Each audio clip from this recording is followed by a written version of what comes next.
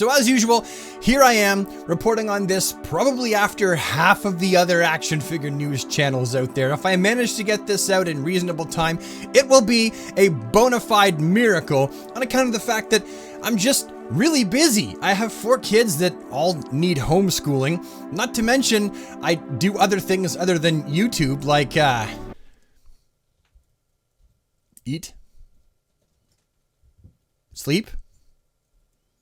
I don't know. I play video games. I play video games sometimes, but for the most part, it's because I've been working on other stuff.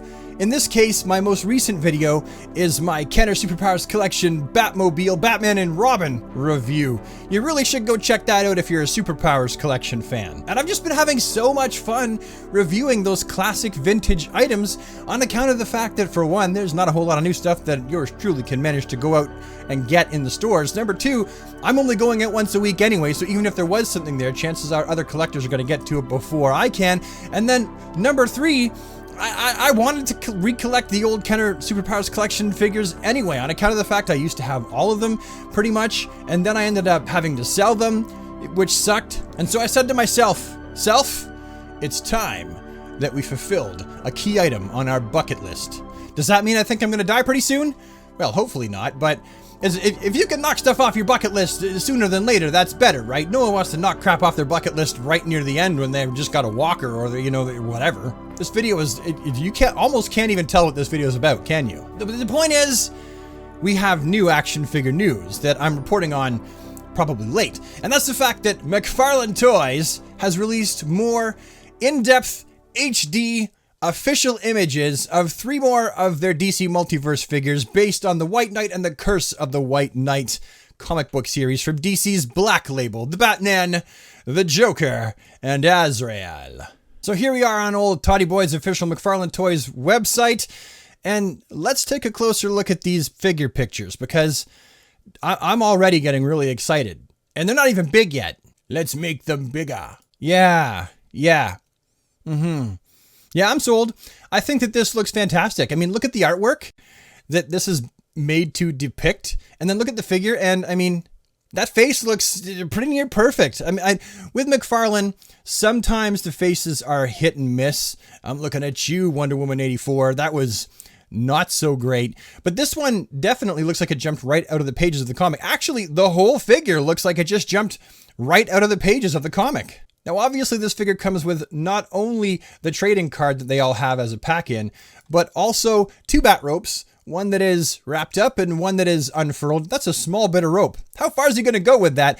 And he comes with a bat grapple right here, a launcher, and an extra hand, as well as an action figure stand, which it's run-of-the-mill. They're useful, but not very exciting. And honestly, if you're someone who read White Knight or Curse of the White Knight, how could you not be excited about this figure?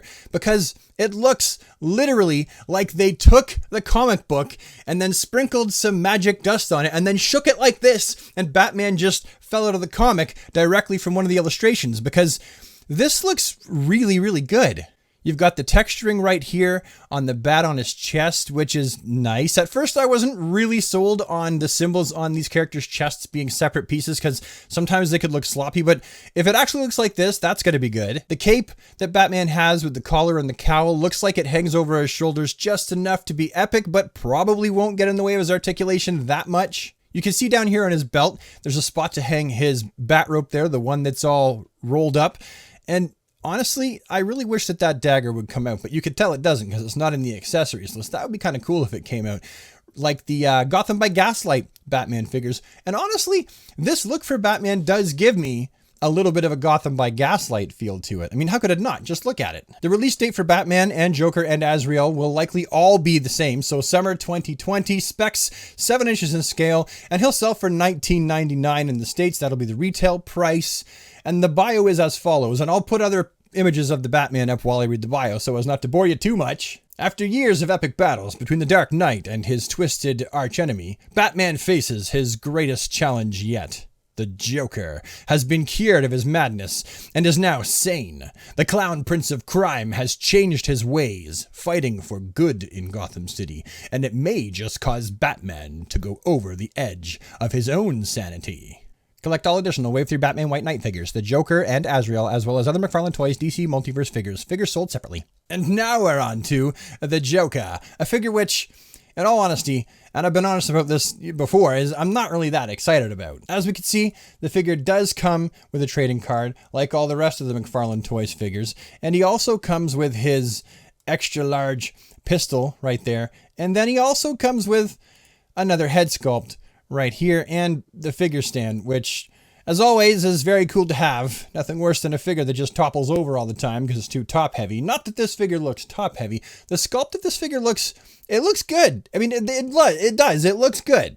It's impressive. McFarlane Toys generally kills it with their sculpt. Certainly, if you were a fan of this series and you liked the way that Joker was depicted in the story, then you may or may not want to pick this guy up too. Ooh, you can see the green right there in his...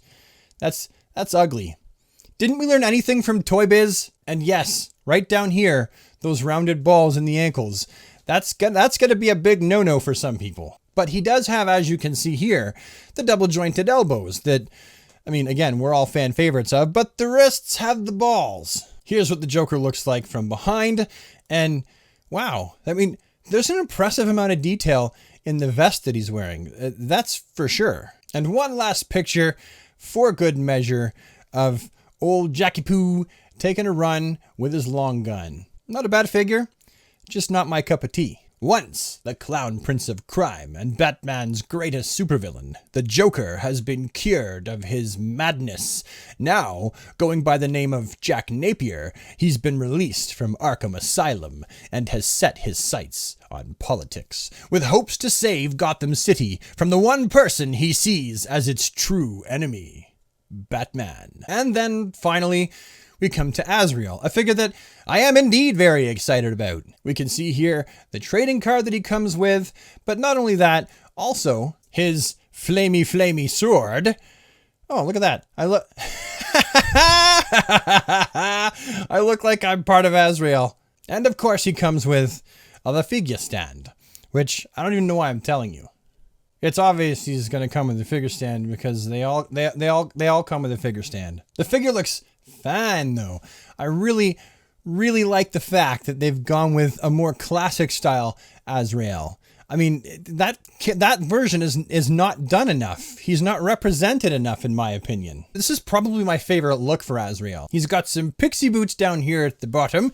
He's also got the double jointed knees, which is always a good thing. And from behind, the details look just as good as they do from the front. Yeah, I'm totally on board with this figure. Although, why does he have the holes in his back? I don't know why they're there. Here we see him from the side, flaming sword in hand, toe articulation, and unfortunately, just the single jointed elbows it appears he's going to have. And here we see him from yet the other side. Detail still looking fantastic, and I still am not one step closer to knowing why he has those holes in his back. Is there any indication as I scroll through the pictures?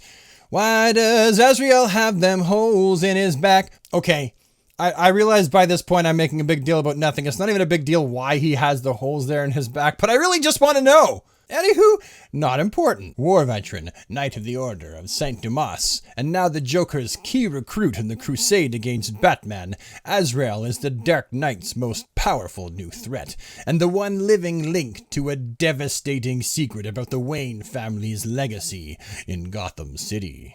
And I guess that's it. I've gone through all the figure details and the imagery and talked about them and shared my opinion. So if you like this and it's your first time here and you want to see more, then I invite you today to hit the subscribe button. Just hit it. It's free. It ain't gonna charge you nothing. Just hit it. It's a red button. Oh, no, wait, don't hit it. Reverse psychology. Remember? Don't hit the red button. Don't hit the red button. Okay, I'm just kidding. Please hit the red button. I really want you to hit the red button. Why am I going on about this? I have no idea.